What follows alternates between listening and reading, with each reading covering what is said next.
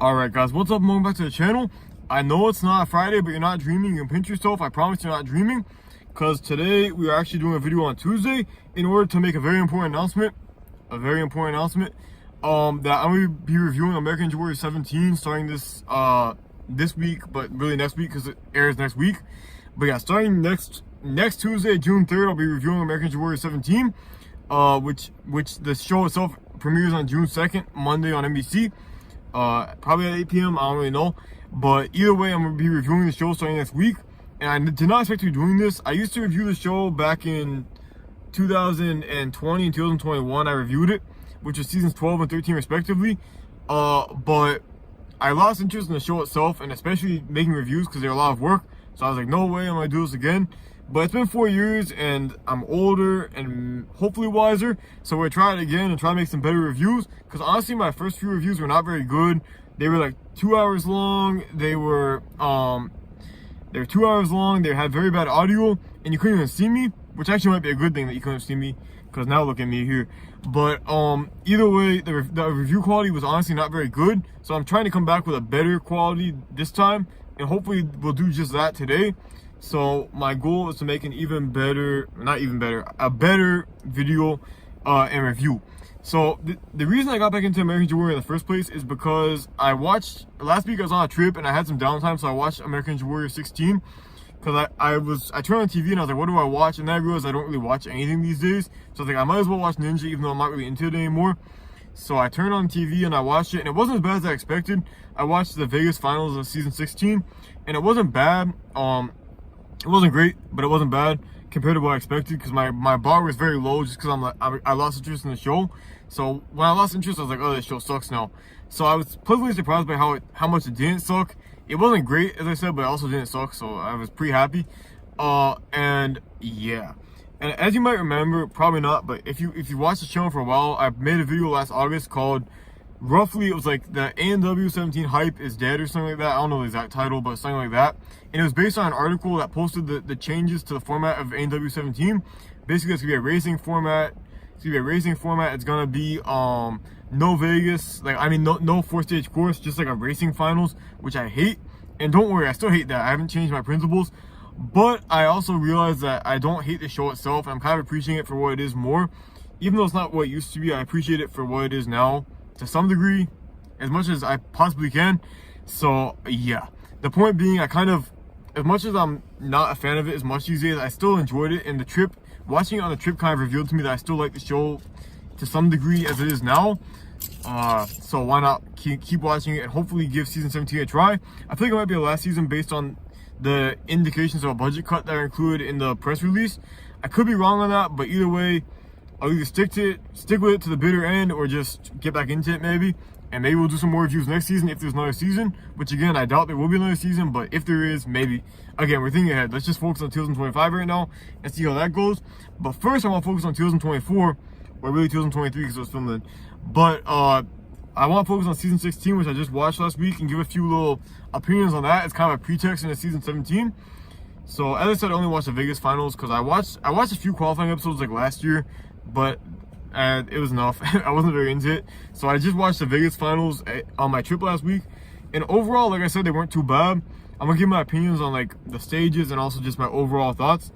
But first of all, I'll do the course because I'm better at articulating my thoughts on obstacles and people and like stuff like that. So I'm going to talk about the course first. It's kind of my warm-up. So stage 1 I liked overall. It wasn't as bad as I thought. The Gambler was very tough. I did not expect, because the 5th obstacle to me has not been very tough. I mean, the half-pipe attack, which was the original 5th obstacle, was pretty tough.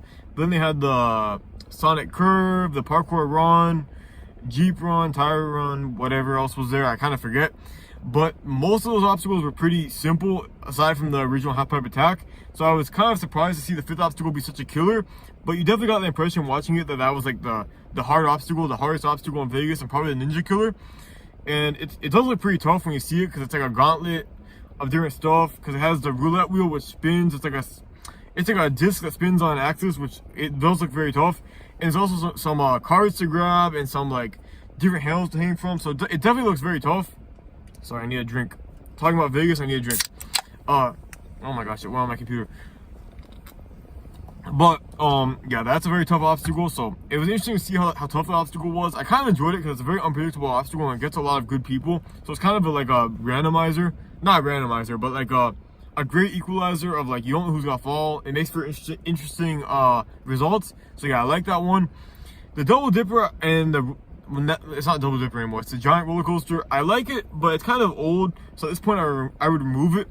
Again, this is all hypothetical because the Vegas finals are not going to be the same next year anyway. But if I was to make season 17 like in the same format as the previous seasons, I would remove the roller coaster in favor of something different, just because it's kind of gone stale. Like the double dipper was great, but now it's kind of aged itself a bit because it's been there since something of that idea has been there since 2017, so it's been a while. So yeah, I don't love that. And the jumping spider I'd also replace because it's been there for literally since season 4. Again, it's not going to be there next year, at least not in the same way because it's a racing format instead. But in theory, I would remove it in favor of something different. Probably like a jump hang or something. Something like classic, but also that's not the same thing that's been there for 12 years. Or 13 years now. Oh my gosh, it's been a while since I started watching this show. Because I started watching in season 4, 2012. Sheesh. But yeah, basically I would change those 2 obstacles. I like the gambler. I wouldn't keep it forever, but I'd probably give it another season. And the tipping birds, I think I'd replace because they've been there for a while and they look kind of easy to me, but evidently they're not easy because a lot of people have failed them. So I must be gaslighting myself of how easy they are. But either way, they're fine. I don't love them, but they're fine. Stage 2, I don't love the racing format. I've covered this a lot on this channel already with my complaints, but I do not like the racing format that much. But I didn't mind it as much as I thought. Like I didn't enjoy it, but I didn't hate it as much as I thought. So that's a plus, I guess. One thing that confuses me though is the fact that I just don't get, like, the course looks about the same as it did in previous seasons. I feel like the caliber of obstacle, because it starts with the striding steps, then the salmon ladder, then the, what's it called? I don't know these new obstacle names. It used to be like an obstacle like encyclopedia, but now I don't even know. But it's the one where you put the bar in the holders. What's it called? The jawbreaker. Then the swing surfer, I believe. Then the epic air surfer, and then the giant falling shelves, which are tough obstacles. And in previous seasons, I feel like the course has been similar to that, if not like basically the same. But you know, a lot of people have cleared the stage in previous seasons, but I feel like a lot more cleared it on these races, which is weird to me because it seems like it's not that much easier of a course. The focus is more on speed this season for sure, but I don't feel like it's that much easier of a course either. But a lot more people cleared it, which doesn't make sense to me. Like I don't get the logistics of how many people cleared it, unless I'm just like misremembering the stage. But it seemed like a very similar course, but a lot more people cleared, which I don't get. Maybe like the competitive aspect like push people farther. I don't know. I should probably have looked through the obstacles of previous seasons before this. I know like it's a slightly different obstacle lineup, but I would still say it's a tough course, so it's interesting to see how many people made it. And I would think the speed aspect would make it harder to make it because you're going so fast that you make dumb mistakes. But evidently a lot of people made it through. Like I don't think anyone failed the first few obstacles, so maybe they made it easier in some like undetectable way. Like maybe they made like the jump smaller, the steps smaller. Like I don't know. I'm just like confused by that because like it seems like a very similar course to the past, but most people made it through. Like even the people that lost the races often made it through or made it to like the 5th or 6th obstacle. So I don't get that. I don't know. I'm confused. But I'm very impressed, I guess I should say. Maybe it's just very good competitors and they all made it far. I don't know. I didn't watch season 15 at all, so I don't know if the races ended in a similar way and if they were so successful. But I'm very curious about that because it seemed very successful for like stage 2, which is usually very tough. But yeah, the course is fine. I don't love stage 2. To me, it's too much time consuming stuff. Like it doesn't feel like stage 2 is supposed to be. But that's been a problem for years. So I won't even discuss it. I already discussed it in my old reviews that are 2 hours long. So if you want to see my complaints, you can go back to those. But yeah, I don't love stage 2, but it's fine. Again, I'm accepting it for what it is at this point. It's fine. Stage 3, I actually very much enjoy it. I feel like stage 3 is a place for like grip strength obstacles first and foremost, and also some technical obstacles which we have, like stuff like the stalactites, the pressure cooker, stuff where it's like very precise, like putting a kind of like a pegboard type of thing where you're like putting the peg in the wall, or more precisely like the stalactites of putting the peg into the container, or the pressure cooker, which I really like, the new one where you have to put like the handle around the post. Again, I can't describe this very well, But I like that type of thing where it's like a very precise and like frustrating looking thing, or like the time bomb that they used to have, where you have to put the little cannonball on the handle. Stuff that make me really frustrated to do, but that you have to be very precise to do. I like that type of thing in Stage 3 because it's very like technical and tricky, and you have to have good grip strength if you miss. I like that. I like that in Stage 3. I think that's the place for that type of thing. So I really like seeing those two obstacles there, the stalactites and the pressure cooker. The first obstacle is pretty easy, but I don't mind it. I don't mind it starting off with an easy obstacle. The cliffhanger, I love the cliffhanger in general, but I think they need to make a simpler version without the crazy jumps, but just with very narrow ledges. Because again, Stage 3 should have a lot of grip strength stuff. So I would like to see them make like a very narrow cliffhanger ledge. I'd also like to see them put the vertical limit in as well, which is the Sasuke version, which is like backwards. So instead of like holding onto the cliffhanger ledge like this and going across, it's like this, pinch grip backwards. I really like the vertical limit. I feel like A&W needs to add it, but they probably won't now because they kind of are not too cool, but like they're too far removed from Sasuke to do that now, I feel like, but I wish they would. I think that'd be cool. And what else? I want more grip strength stuff, like I said, so maybe something like the doorknob grasper could come back, or the floating boards, or the hang climb, something that really tests like your just your grip. And the final obstacle, the hazard signs, is a pretty good grip test as well, so I like that. So overall, I like Stage 3. And again, all stages are going away next year anyway, because it's going to be like a racing format. But in theory, this is just like what I would do if there was another Vegas in the same vein. So it's kind of a hypothetical thing. But I do like Stage 3 overall. It has a lot of good like technical stuff and some good grip stuff. So I'm pretty happy with it. And yeah, it might be a bit too easy. Like I want it to be harder to clear. And I really want a pipe slider also. So maybe replace the hazard signs with a pipe slider, because I like the pipe slider and we never really had that in A&W. So put that and put a really tough dismount at the end. I think that'd be cool. And that's very technical as well. So that would go well with like the technical, like frustrating but precise stuff. I like that. I want that. So yeah, in theory, I would add the pipe slider as well. And then Stage 4, I do not like because it's just a rope climb. Somehow it's still a rope climb after 13 years. Put the spider climb and then the rope climb, like the Nagano, the final stage that Nagano won is Sasuke 17. I like that one. So they can put the spider climb for halfway and then the rope at the top. That would be perfect. They need to change it in some way because the rope climb should not be there after 13 years. I guess that's one good thing about season 17 is that the format will change enough that they won't have the rope climb anymore. So it'll finally change. Not even by like innovation though, just by a new format, which is sad that they never changed it. But what can I do?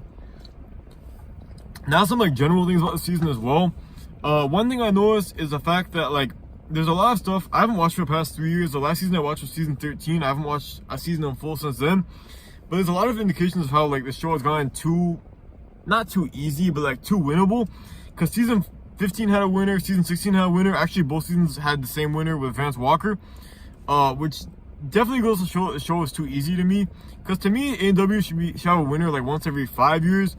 At least like I say the range should be like 3 to 7 years, with 5 being the average. And I know that's probably not good for ratings to have so many years with no winners. But to me, A&W should be hard to win and have a lot of years without winners. So I wish that was the case. I know it's probably better for ratings to have a winner more often. But just for my like personal taste of how Ninja should work, I wish there were fewer winners. But I get like if ratings demand it, then they want to have a winner.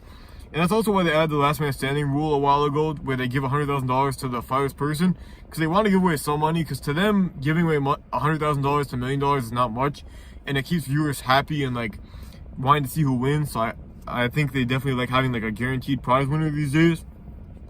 Even though to me it should be like a not guaranteed thing, where there should be some seasons with no winners. I get that they want to have like a winner no matter what, like a finalist, a last man standing, a fastest competitor, and a $1 million winner, or at least $100,000 winner. That seems to be like what they're getting at these days, and that they want to have a winner. But to me, it's annoying, and I wish they wouldn't. And also, like the number of people on Stage 3 these days is ridiculous, and it's because of the racing format. You have a guaranteed, like, I think this season had 14 people on Stage 3 because all the racers. So there's a 50% chance of making it through the race, because every race 1 out of 2 people will make it, and then there's 2 like last chance rounds. So over half of the Stage 2 people made it to Stage 3, which is crazy. I mean, I don't like having anything where you have like a guaranteed number of people to make it, because to me you should have to clear a stage no matter what. But I mean, that's a dead horse. But yeah, that's a crazy number of people to make it to stage 3. And to me, it's losing like the sacredness or like the exclusivity. The exclusivity is kind of being limited by the fact that so many people make it. So I wish they make it like, so it's like 20 people through stage 1, maybe like 5 people through stage 2, and then like 1 or 2 make it through stage 3. But everything is like inflated these days, just like in real life. It's like inflation of clears as well, and it's kind of losing meaning when people clear. So I wish there was less of that, but again, that's just me liking Sasuke and wanting it to be like Sasuke when it's not. So it's a lost cause, and it's not like it's apples to oranges now. But in my mind, I still wish it was, because I want it to be like it used to be, because I've been watching for so long that I want it to be how it used to be, but it's not. And it's changed over the last year since it was on G4. But still, in my mind, I want it to be that way. But yeah, it's definitely a big thing where it feels different because stuff is easier now. And there's also a thing where they mention how many people like have never fell in the water, which is another kind of sign that it's too easy if people haven't fallen in the water yet. I mean, there's some very skilled people these days, but at the same time, there's also like, to me, I think the obstacles are easier, so people are having an easier time making it through. Don't get me wrong, I would not make it through at all. I'd probably fall on like the first or second obstacle. But the fact that so many people, it's like, oh, they've never fallen in the water on this course, that's kind of a sign to me that it's too easy. Again, I haven't watched, so I can't really say too much. But that just never used to happen, and now it's like a phenomenon where you hear it a few times an episode, which is really weird. So yeah. Then my last like note is the teenagers. And I know in the past I've been negative on the teenagers, nothing against them, but just like against the idea of there being so many new people, and like the whole like the invasion of the teens, the new people, the half the people on the show are teens now. It's like, you know, I was a teen at the time. Now I'm 22. I used to be like, when I was watching season 13, I was, let's do the math, 18 and then going on 19. So I was still a teenager technically, but at the same time, like, I don't like it because just to me as a viewer, it's polarizing because you have so many people that are brand new. Like season 13 has so many people that I had no connection to, not because I don't like them, but because they're brand new. So it's like, oh, here's this teen, here's that teen, here's the new 15-year-old, here's a new 16, you know. And it's not, again, not against them, but I just don't know who they are. So the fact that they added so many people, I think was an issue in season 13. But now I feel better about it because they're more integrated into the show. So I'm more attached to them because I know them from previous seasons. And that's even without me watching the previous seasons, but I know of their existence. So I definitely appreciate that more now. But season 13, I think it was definitely a mistake to add so many people at once. Because no matter if it was teens, if it was old people, if it was whatever age it was, when there's such a big proportion of new people, it's hard to like appreciate who they are. But once you get to know them, it's like fine. It's just the fact that it was new people. That's kind of the more like polarizing thing than just the fact that they're teenagers. Is just the fact that there were so many. So I think now that they're like integrated, it's not an issue. And of course, there's some new kids, but it's not like a huge group of them being introduced every year now. So it's a lot better. So yeah, I think that was definitely like an improvement now, is that it's kind of back to being like a lot of the same people, but with some new people. Whereas season 13 felt like just like a whole revolving door of new people. So that's definitely something I like appreciated during watching this. I kind of like came to the conclusion that the only issue I had with the teens was just the fact that there were so many new people that it was hard to keep track of them and to like separate them in my mind. Also, I'm bad at recognizing people on names and faces, so that's part of it. But also just like, I think it was too many, arguably, and a lot of viewers felt that way. So yeah, long story short, I appreciate the teens more now, and I feel like they're more like integrated in the show, and I appreciate them more now that they're established. So yeah, so that's kind of my overall opinions on the show. Overall, season 16 was not, the season 16 Vegas was not bad. It was not great, but it was not bad. I could definitely get back into the show. Sorry, that was like one word because my throat was messed up. But yeah, I'm definitely looking forward to season 17. It might be rough some weeks. I know there might be some repetition of obstacles or some bad ideas I don't agree with, but I look forward to reviewing them nonetheless, even if I'm going to be upset some weeks. And yeah, look forward to that, guys. Hopefully, I think it'll be good. I look forward to next Monday to watching it. I'll be watching it live and reviewing it soon after, probably like Tuesday during the day. I'm gonna try to do it during the day and go for like a walk during it, so I'd be kind of like daylight, and also like, I don't know. I think it'll be cool if I'm like going for a walk. Maybe, I don't know. Maybe that's a bad idea, but we'll see what happens either way with that, guys. Either way, thank you for watching, and I'll see you next time. Peace out.